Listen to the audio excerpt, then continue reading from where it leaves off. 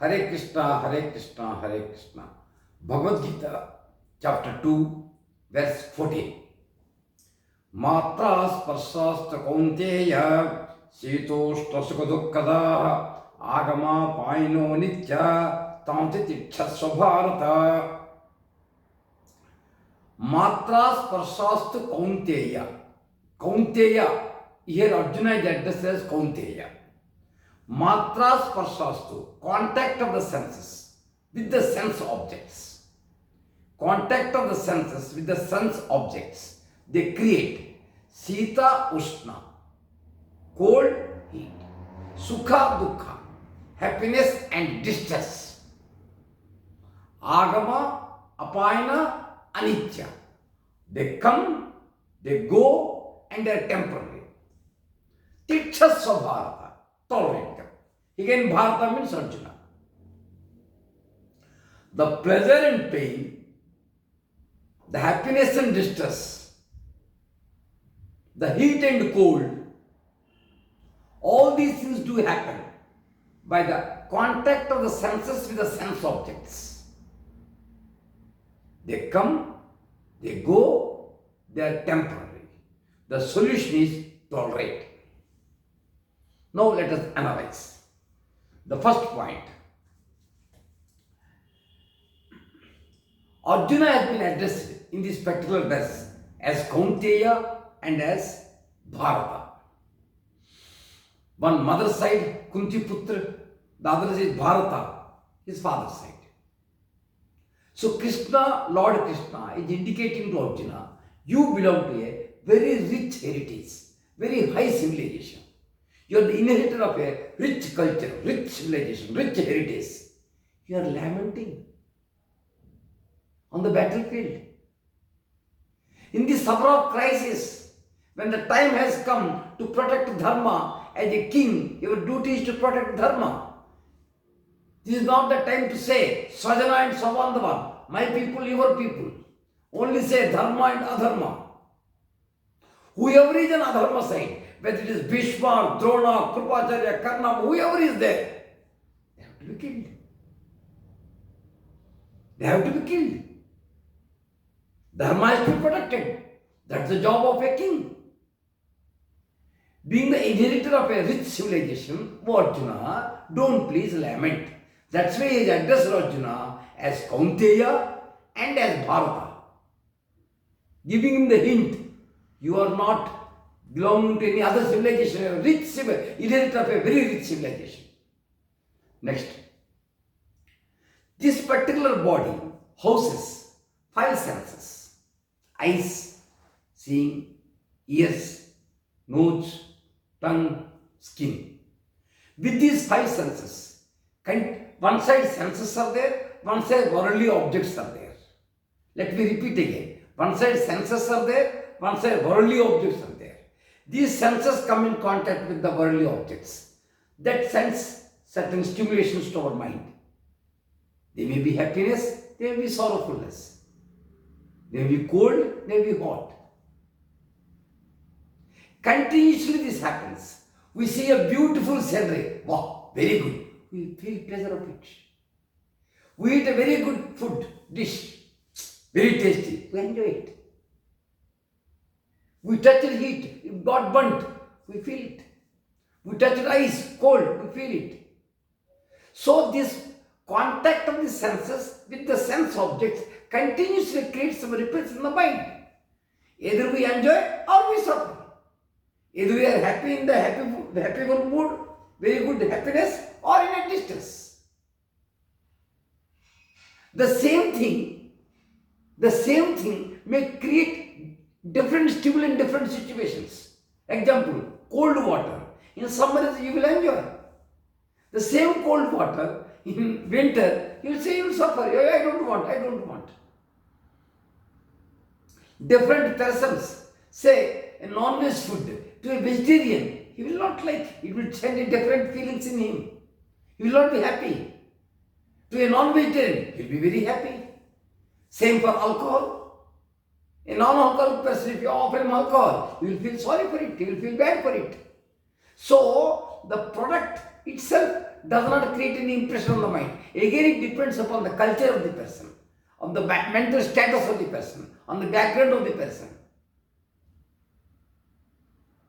So origin is, again, not the object. Origin is your culture also. Origin is your mind also. The same thing, toys. Children like to play with the toys. They enjoy. They derive a lot of pleasure. After 20 years also, when the person wants to play with the toys, he will say, what is happening? His mind is not grown. The stimuli changes. So, sense objects are one side, sense are other side. This continuously, this interaction goes on in every human being, including animals also. What happens? We become a pendulum. Sometimes we are happy, sometimes we are happy, sometimes we are sorry. Happy, sorry, happy, sorry. This verse says, they come, they go, tolerate. Tolerate. That's the message is giving. We all know continuously body cells change in our body. Rather in over a period of 7 years, all these cells die and new cells gets replaced. Are we weeping? Change is taking place. What is permanent in the world? Change is permanent in the world. Change is permanent in the world. Accept the change. Develop the nature of tolerating the change, adjusting the change. That's the answer it is giving. In Buddhism, there is a concept called vipassana, the technique of self-realization in Buddhism. They also say the same thing. There are 4 stages for it. Truth of suffering. Why are we suffering? What is the origin of suffering? How cessation of suffering will take place? What is the path of cessation of suffering? Let me repeat again. Suffering, the truth of suffering, cessation of suffering, the path to cessation of suffering. If we go to the root, why we are suffering? Again, very simple. Contact of the senses with the sense objects. If you take them as it is and enjoy, there is no issue at all. There is no problem at all.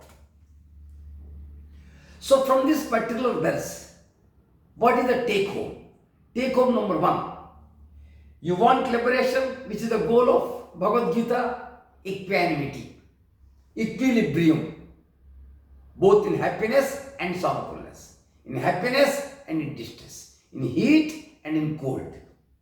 Maintain equilibrium. Don't be a pendulum. Accept the change. Change will take place. The worldly things will not remain constant. They continuously change. Only one thing do not change. That is Jivatma and Paramatma, which are permanent. You are Jivatma. You are Paramatma. You are not this material body.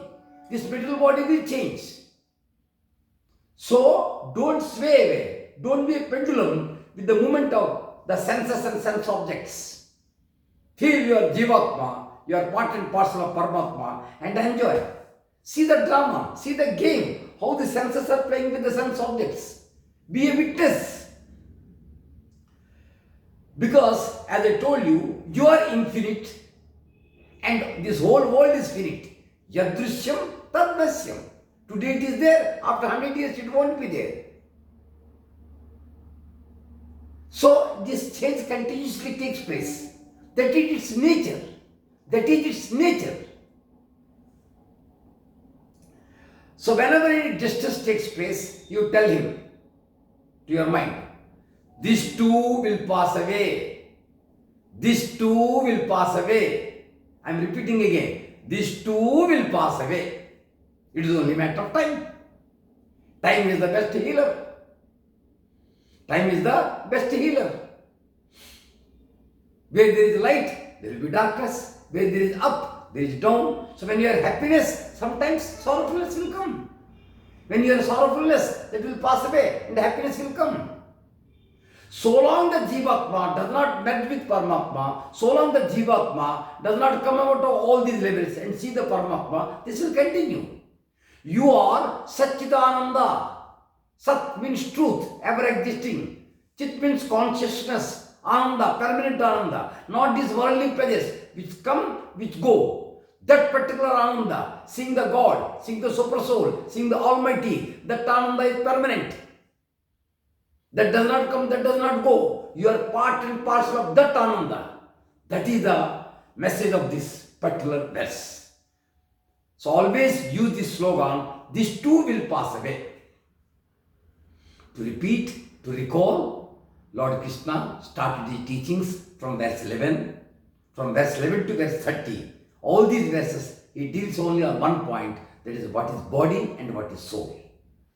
Please recall what I said in 11. Asotyananda sochastvam, don't lament, either for the living or for the dead. The living being, one day they will die. The people who die, again they will take birth. So you are not required to lament for anybody. Verse 12. Natvevaham jatu nasam. We all eternally exist. Lord Krishna said, oh Arjuna, you, me, all these things eternally exist. We only change the form. There is a water, you heat it, it gets evaporated. And in the form of rain again it comes back. Only changes form. It is never destroyed. It is permanent. Verse 12. Verse 12, in one line, we all are eternal. So when we are all eternal, there is no death at all. Let us not feel any sorry for it. We are eternal. Verse 13. 4 stages of life we all undergo. Childhood, youth, old age and death. Death in Bhagavadgita, transmigration from one body to other body. In verse 14 today, we have discussed it. Let us develop the habit of tolerance and equanimity under all circumstances. Let us not be a pendulum. Let us always say one slogan, these two will pass away. Hare Krishna, Hare Krishna, Hare Krishna.